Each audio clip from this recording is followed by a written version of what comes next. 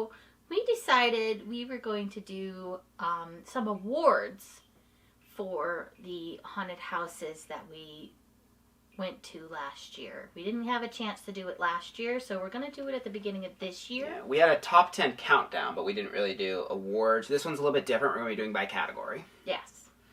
The themes we're going to be using this year is best theme, most unique haunt, most intense, the best home haunt, the up-and-coming haunt, best actors, and then, of course, the haunt of the year. And for each of these categories, we're going to have 3 haunts in each. Yes. So we're going to say the 3, kind of talk a little bit about the 3 and why we chose them to be in that category as the contenders, and then say the one that won that category. And we probably won't be able to do it for this, but we're also going to be doing one at the end of the season this year, like right after we're done, and we plan on hopefully maybe being able to have like a little trophy to give the places, you know, because we think that'd be kind of a cool little thing for them to have and for, you know, us to have as well. So, the first category we have is Best Theme. Mm-hmm. Our first contender is Chippewa Lake Slaughterhouse. Yep. This place was absolutely amazing with its theming, and it surprised me because generally I'm not a huge fan of slaughterhouse theme, but the fact that it's in an actual slaughterhouse and they go next level with it to the point where you feel like you're in like a Texas Chainsaw Massacre type of situation of just crazy people that are doing really bad things. Yeah. It's just really crazy and disturbing, and you almost feel like you're like disrupting their daily lives. Like they're just like, at one point the guy was playing a piano and he just kind of like got up and he was like kind of like looking at us like, what are you doing here, kind of thing. It was just kind of, overall it was just really, really interesting and really unique for sure. Second one is the Haunted Hoochie. Now their theme is kind of all over the place. It's but at the same time it also manages to be consistent. Yeah. It's basically like if you were, the best way I can describe it is stepping into a heavy metal music video. Yeah. That is probably the best way I can think to describe it, and it matches just the theme's pretty much intensity. That's like the theme of the place. I would say intensity and like how far can we go kind of stuff. Like it's definitely not for the faint of heart.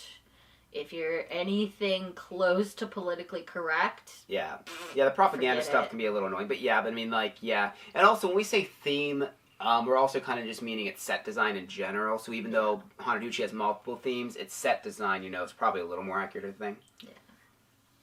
So then our last contender is Mansfield Reformatory's Blood Prison. Mm-hmm. And man, how this one's came. It's come up a long way. We went a few years and it was just awful, very mediocre, and they have really stepped up their game. Well, I was floored because they didn't really use the theme much at all. Because I mean, they used it, which is cool. They've always used location to their advantage over in Creepy Prison, but that's basically all they had done for a while. And like, there's some props, but like this year, I mean, a church built inside. I mean, they had a whole house. I mean, like, it's just scene after scene after scene, but also using the theme and the atmosphere of the actual prison that they're in, and they use that very well. Yeah, and just the intensity of it as well.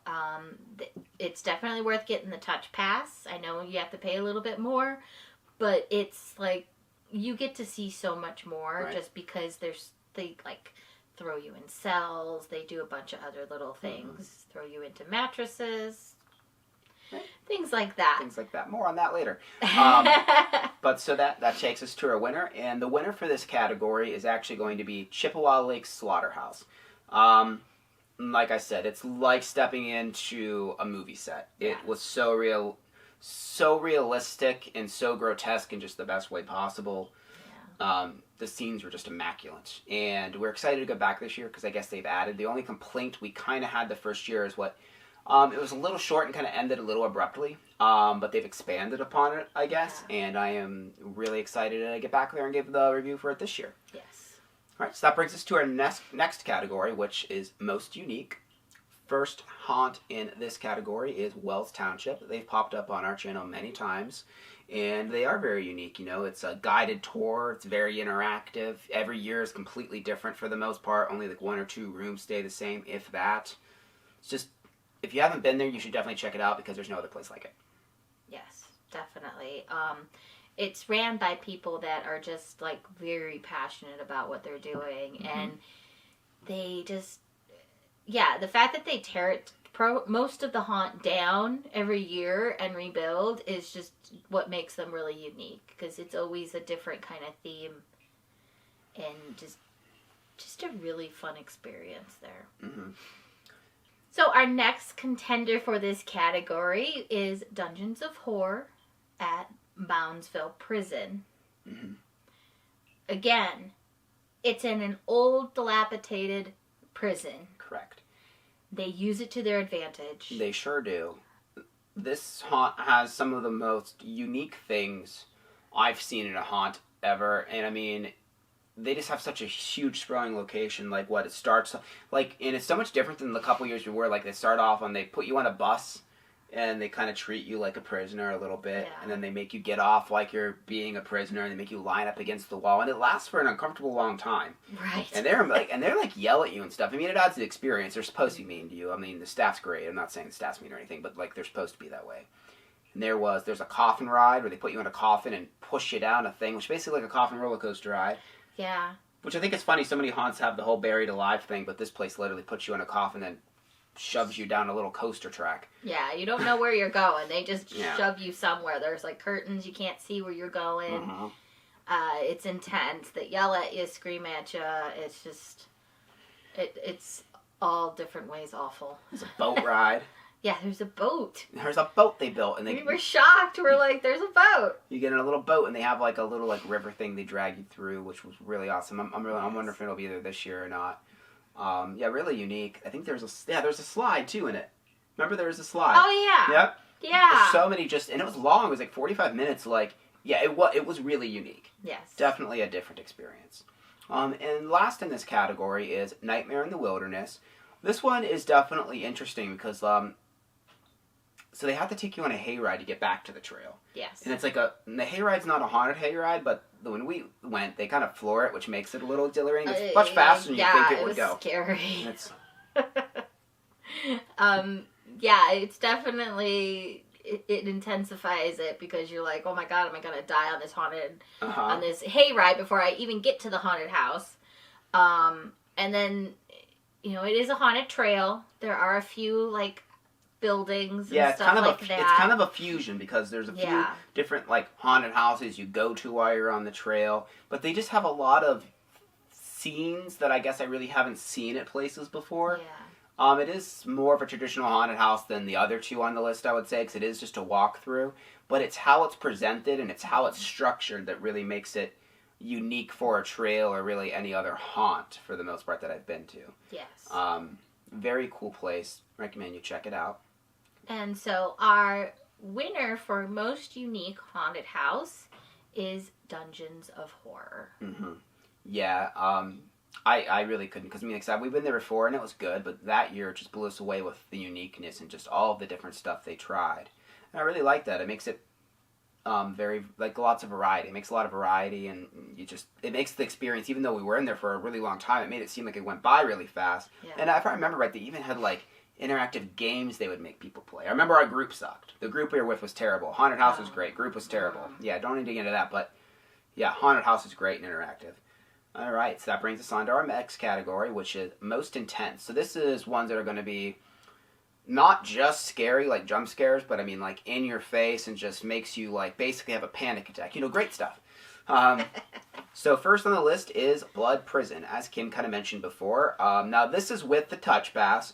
Without the Touch Pass, I'm sure it won't be as intense, but you should get the Touch Pass. It's 100% worth it. I mean, they grab you by the throat, they throw you into walls, they'll pull your hair. I mean, they were not violent in a way where they actually hurt any of us, but violent enough to you that you actually get the fear of, oh my gosh, is this person going to hurt me? Of course they're not, but that's the fun of it, is the fact that, like, they cross the boundary just enough for you, like, oh god, are they? Yeah. The reason we say that is the Touch Pass is worth it is Josh actually got, like, pretty much thrown into a mattress that was on the wall. Mm-hmm. It was very unexpected. Like, we were even just looking at it, and we're like, why is that there? And he just whips past us, and he's, like, in this mattress.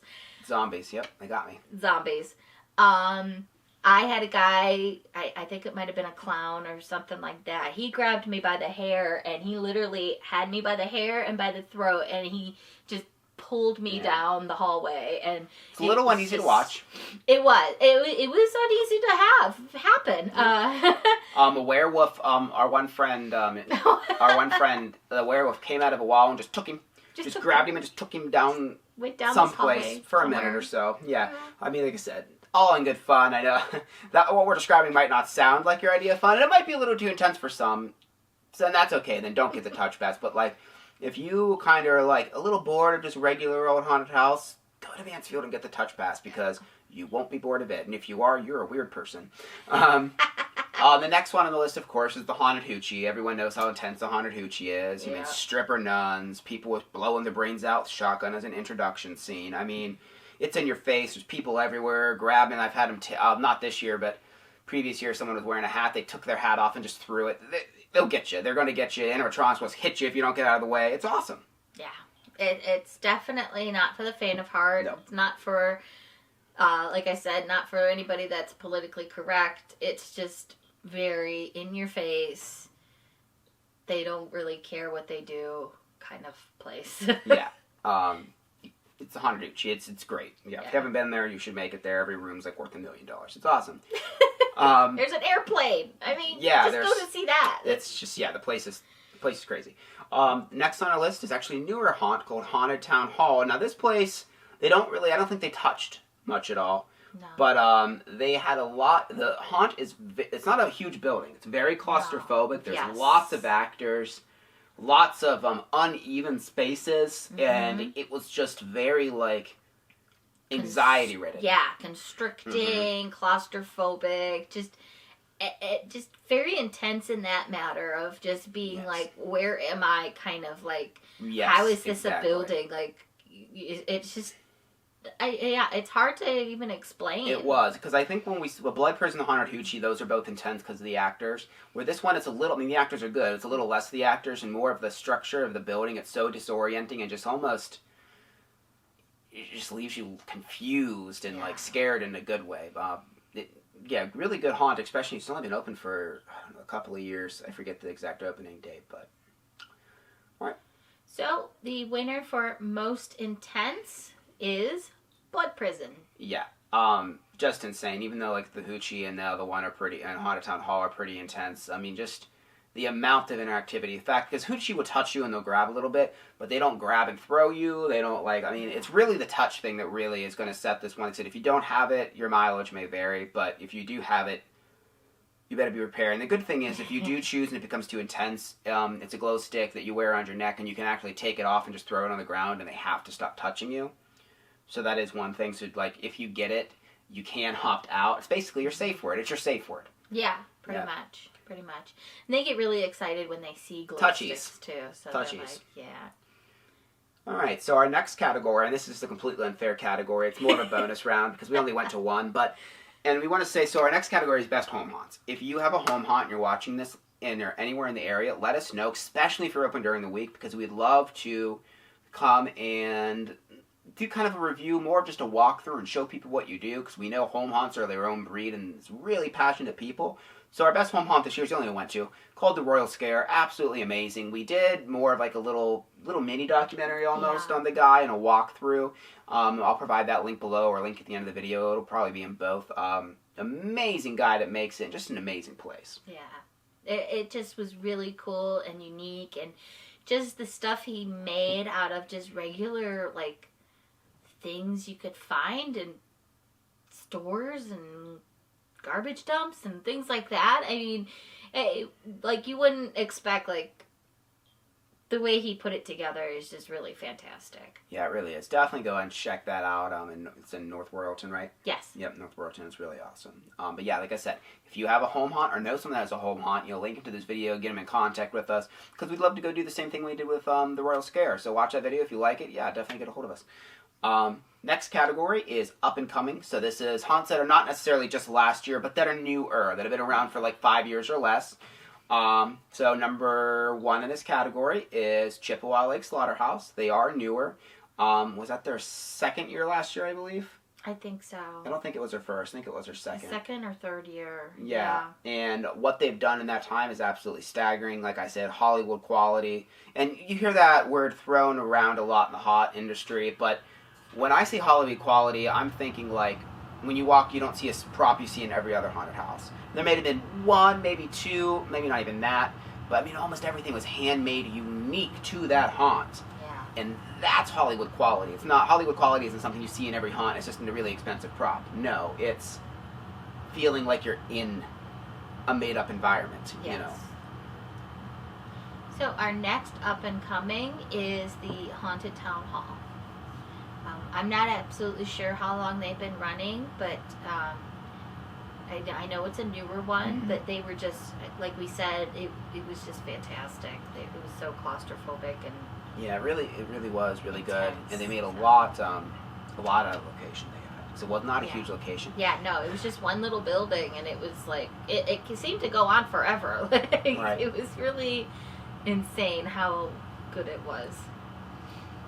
And the next one is Carnage, and that one was in Columbus, Ohio, or Columbus, Ohio area. Yeah. It was Carnage. It was really awesome, and this was their first or second year? It was first or second. Second, I think. And it was amazing.